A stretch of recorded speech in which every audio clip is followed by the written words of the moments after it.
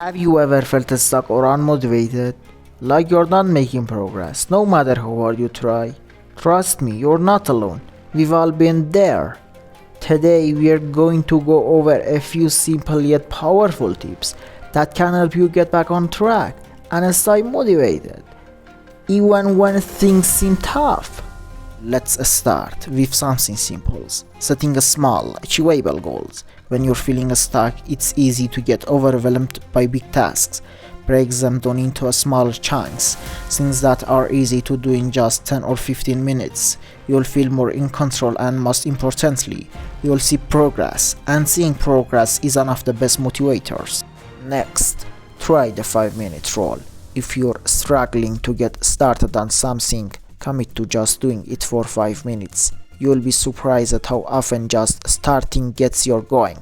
Once you're in motion, it's much easier to keep going.